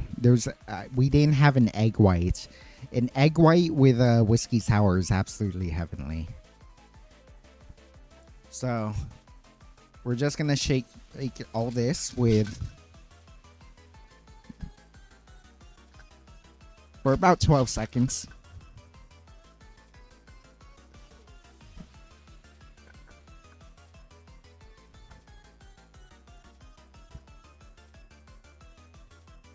Okay, and I forgot to grab a glass for this.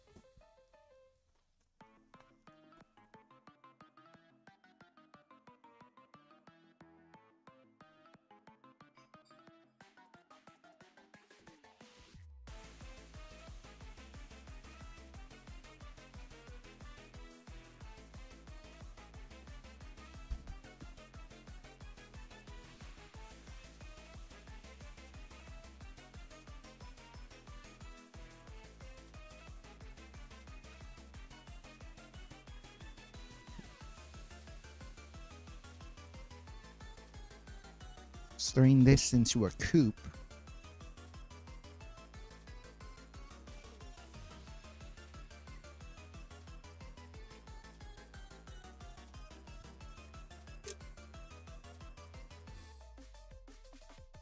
Not the wash line I wanted, but we don't have.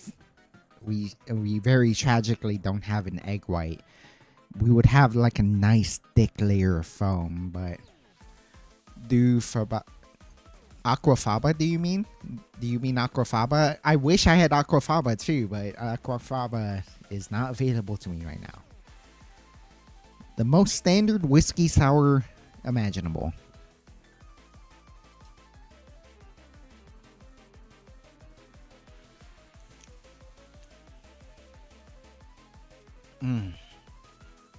Still good. Still damn good. It would have a richness, a nice, lovely silkiness if it had the egg white in it, but that is still tart and damn good. Oh.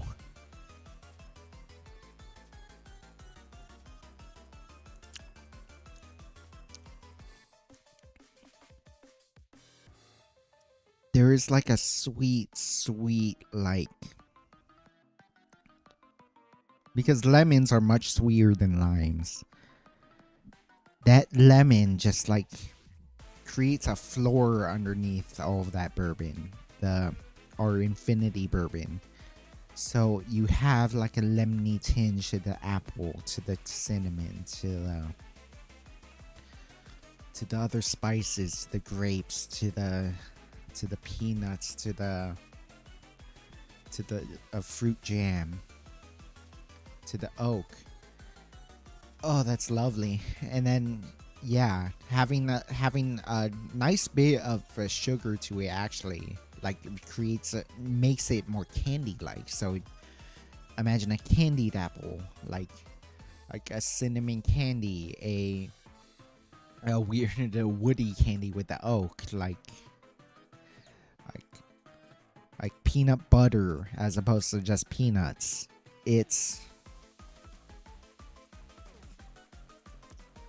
Ooh, that is delightful.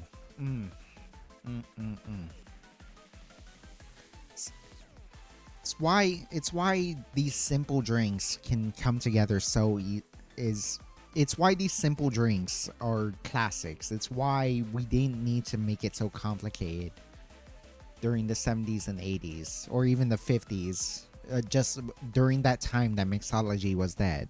The Great Cocktail Revival reminded us that it can be so simple. You just need a full pour bourbon and some lemons and some sugar, and you will create an absolutely lovely cocktail without so much work to just then create a weird, creamy, kind of nonsensical mess that might not even taste good. Trust your bourbon, trust your alcohol to just provide all that flavor and just accentuate it in the old-fashioned way, in the sour way. Just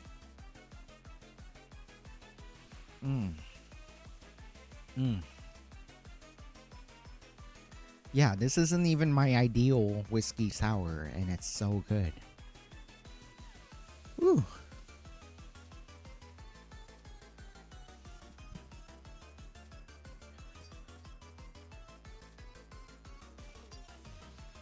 Just get a lore that fits your personality.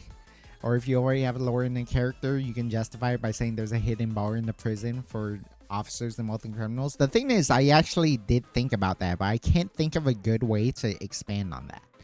That's the issue, is being a prison warden with a secret bar. I don't know how to expand on that well. But who doesn't love a dystopian prison concept like Nambaka? I think your VTuber would fit that anime. There's a magic in making simple cocktails, yeah. So to get to the point of why I'm rebranding and why I'm not satisfied with my lore is simply because, like, it's twofold. It's one, I don't know how to expand my lore in a way I'd be able to play into very well with the whole prison warden thing. and I tried. If you, they're all privated by now. But when I used to do gaming streams, my intro was something like, "Welcome to the Penshima prison. My name is Nonatsu Kazari, the warden, and today we will be playing Persona 3." Or my ending was as, "Thank you for coming to today's rehabilitation session. I've been Nonatsu Kazari, the warden. Visiting hours have now concluded, and prisoners, return to your cells." And then I would end the stream. But yeah, I don't feel like there were good opportunities to play into it, not least of which because I don't like having such a dominant attitude towards my viewers. I don't want to feel like I'm controlling my viewers in the way a prison warden would have to be strict with their inmates. Thus why I'm gonna be rebranding soon, and you'll see what it's like when I rebrand. I want it to be somewhat of a surprise what it is specifically.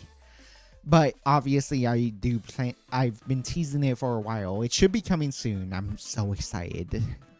And again, no disrespect to Eddie Mama who made this design. This design was perfect. I asked for this kind of design and she made it perfect. It's not her fault that I'm retiring this model. It's my fault for not creating a model that suits me. Cat being aggressively affectionate. Right, you talked about that a lot. So whenever you end up lurking, it's because the cat is around. No worries, Shibadi, no worries. The fact that you're here at all, even if you're lurking, is enough for me. Use the silliness to explain, hey, imagine how absurd it is to have a bar in a prison tap into the rule of cool. I did have an idea for that. It was like, oh, this used to be an inn, but due to a war, it had to be converted into a prison. And I was trusted with the prison. I had a lore set up for Nonatsu Kazari for this version of me. But there was no way I could expand it in a way that I feel like I could play into that could make sense. So not a top. I see.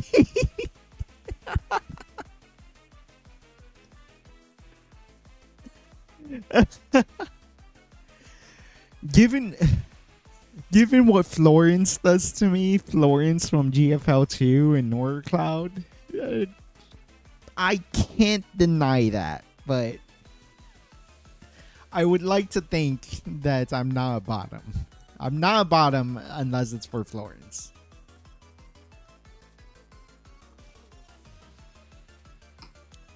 Oh my god, this is... Like I said with the IWC, this was one of the best IWCs I've ever had. This is one of the best whiskey sours I had because this bourbon is so good. Both the IWC, which is, like I said, the old fashioned's father, and the whiskey sour are very spirit forward. It very much accentuates the main spirit. It is just proving to me how good this infinity bottle is. Oh my god. Oh, this infinity bottle is so good. This is the best whiskey sour I had, and I didn't even make it right. I don't have the egg white. This can be even better, like 20% better with an egg white. And it's still the best whiskey sour I've ever had. Because our infinity bottle is insane.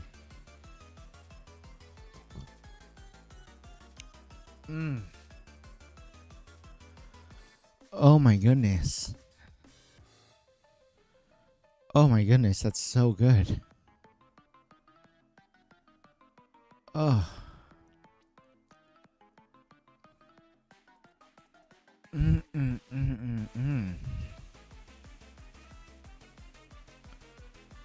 Woo. Woo.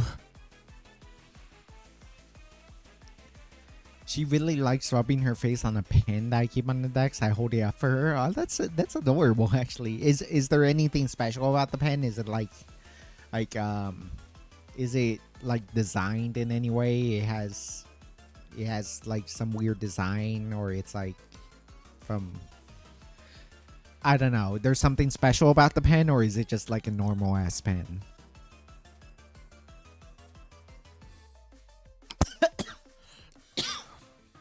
Ugh, wrong pipe. Wrong pipe.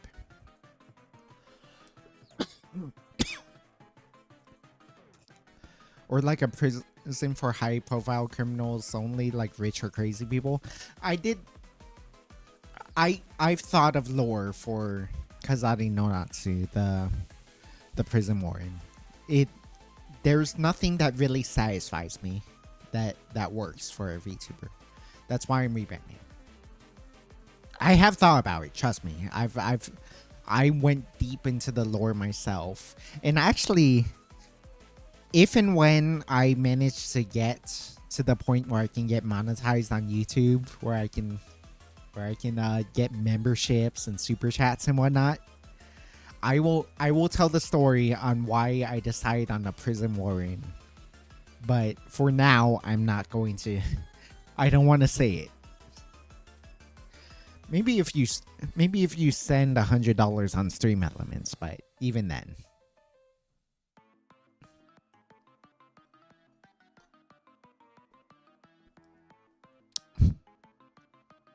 I could use the money. If you like what I'm doing on stream, my Stream Elements is in the description below. God, this is such a good whiskey sour. Holy shit, it kind of disappeared on me. I didn't realize how fast it went away. Again, infinity bottle, man. This infinity bottle is lovely.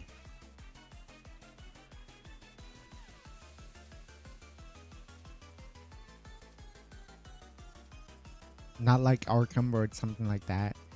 It's a slightly thicker freebie pen from ophthalmologist office. What is an ophthalmologist?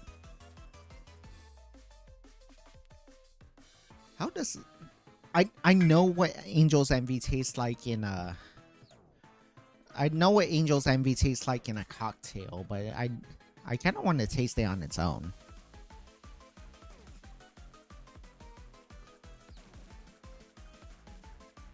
Oh, it's so sweet. Holy moly. Holy moly, Angel's Envy is like redonkulously sweet. It's even sweeter than the Buffalo Trace. Yeah, I'm getting strong notes of peanut butter. Incredibly strong notes of peanut butter. If I had $100, I would use that money to get a nice home bar. Fair enough, fair enough. I would definitely buy like 2 bottles of my own for that. Like 2 nice bottles of my own. I need to refill my absinthe too, which, God, absinthe is super expensive.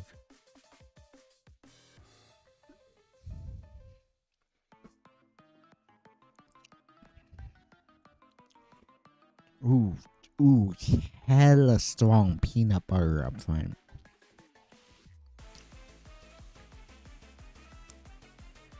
Yeah, and then into a grape jam. Yeah, and then that melts together into a peanut butter sandwich. Yeah, peanut butter and jelly sandwich.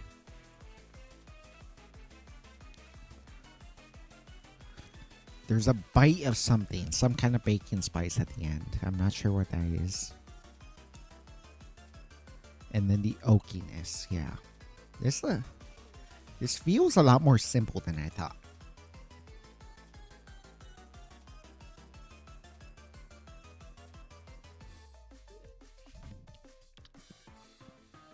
Ooh, yeah. The grapes come in like way up front. The grapes is the first thing you taste.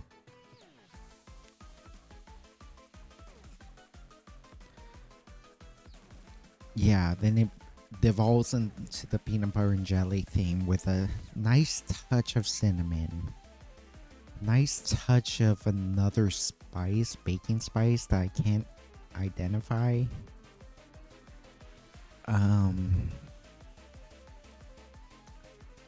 Ooh, there's a little bit of caramel in there.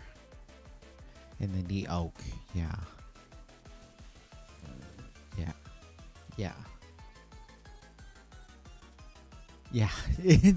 It's hard to untaste. Like there's unsee, like, oh, you see something triggering or you see something weird that you can't unsee or you can't unhear. There's a weird sort of like peanut butter and jelly sandwich that you can't untaste the moment you realize it with the Angel's Envy. Like there's so much peanut butter to this. There's so much jelly into this. That there's so much mashed fruit. Oots rather, like it's specifically mashed fruit, but then of course like jelly is kind of mashed fruit. And when that blends together, you're like, oh, this is like drinking a peanut butter sandwich. And the moment you think that, you can't stop thinking it.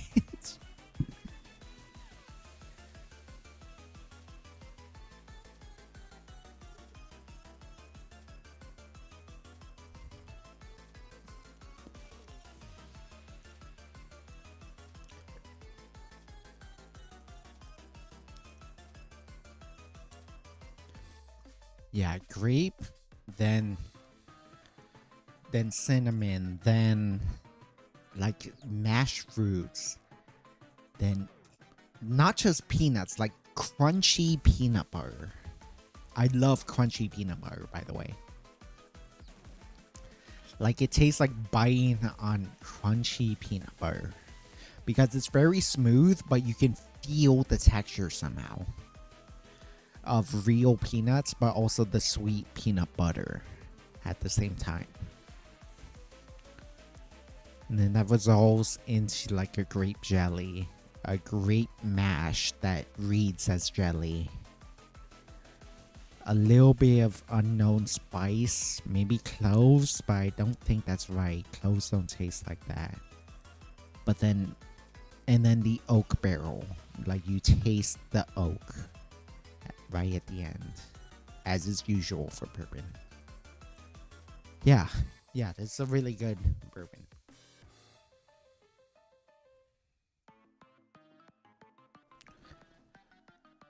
It's like 2K pesos. With only 1K, I can get 8 bottles of random liquors like Flamingo or CC bottles with a ton of flavors. There's a new cheap brand on the market I can get 10 of for only 1K. Dolce is the brand. Have to hold my phone gallery to see what they're called. Fair enough. I need to try more cheap stuff because I know there's like decent stuff that's actually worth mixing with. I remember my beloved How to Drink, my favorite YouTuber. He did a cheap whiskey review, and he did. The issue with cheap whiskey isn't necessarily that it's bad; it's that it doesn't hold up to other ingredients. So when you try to make a whiskey sour out of it, when you try to make an old fashioned out of it, when you try to make other things out of it, it loses its character. So first of all, it's already, based on its nature of being cheap, it's already a less complex flavor. There's only a few notes as opposed to like the variety of notes a mid-tier stuff like the $20 to $30 range of stuff can give you, let alone anything more expensive. But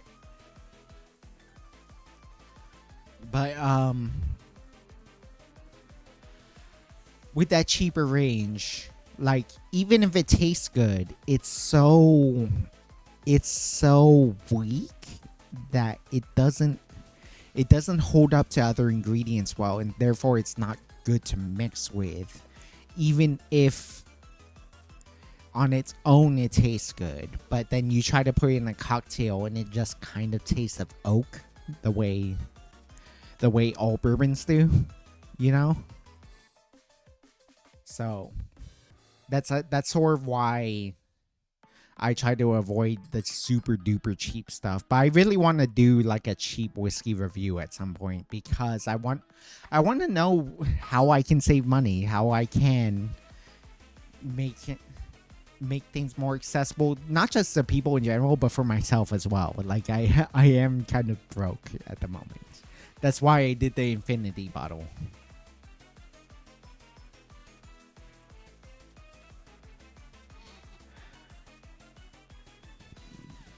Like one blue curacao, one cherry, one melon, one green apple, one coffee, one green mint, one curacao, one strawberry, one peach. The possibilities are endless. You know, I've only ever had peanut butter and jelly growing up. I always had Oh, you never had peanut butter and jelly growing up. I've always had peanut butter and marshmallow. Don't know why.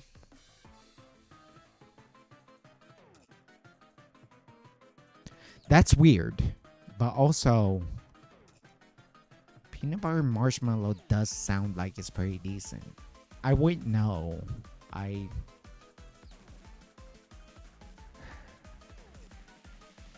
can sort of imagine what that would be like, but I don't know. Yeah, I can sort of imagine what that would be like, but I don't know. I've never actually tried that, so I can't confirm what that would be like.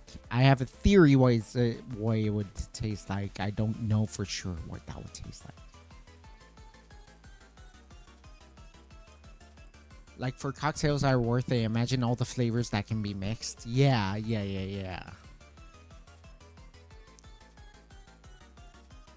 I always think of the engineering like mantra.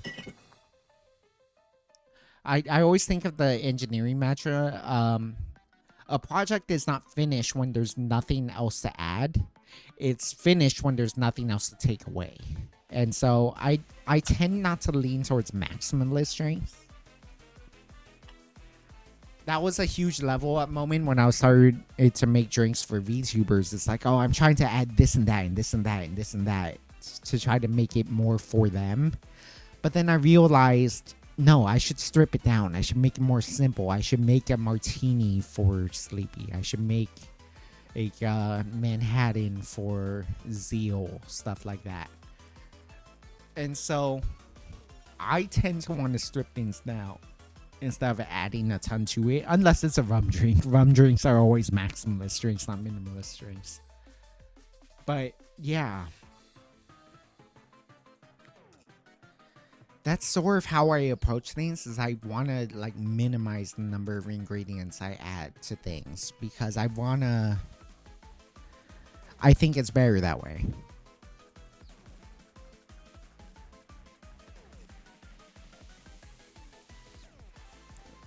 They call them fluffernutters. I think I've heard that before. I've never known what it meant, but I've heard that term before.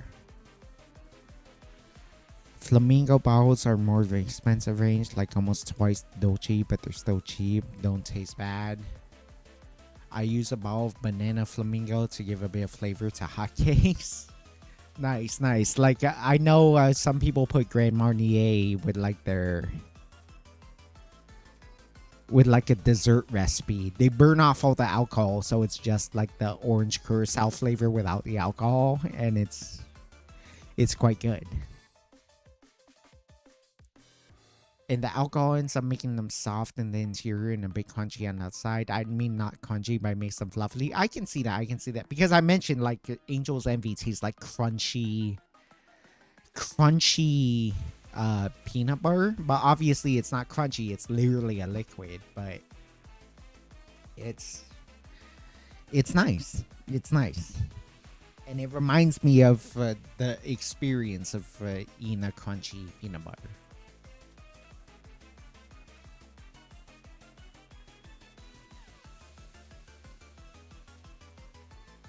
I want to talk more, but to be honest, I have quite a headache right now. So, like, I really want to talk about Magic the Gathering, to be honest. But, like, honestly, my head's kind of pounding right now. So, I think I gotta end the stream. It was fun talking to you guys. It was really, really fun being able to make this infinity bottle we made. Oh my gosh, like I could keep drinking this if I wanted to. This infinity bottle turned out so well. But it's I need to preserve it a little. for a bit, but it was fun being able to stream again. It's fun being able to do this. It's fun just being able to talk with you guys again. Like I get so excited to stream again these days. I'm happy to have that feeling, and it's why it sucks so much to not be able to stream last week. So yeah, hopefully I don't fuck up next week and I get to stream to you guys again next week. I don't know exactly what I'm doing, but I really want to stream next week. And this was a fun experiment, being able to make my own bourbon infinity bottle. So thank you so much for listening. Thank you so much for watching.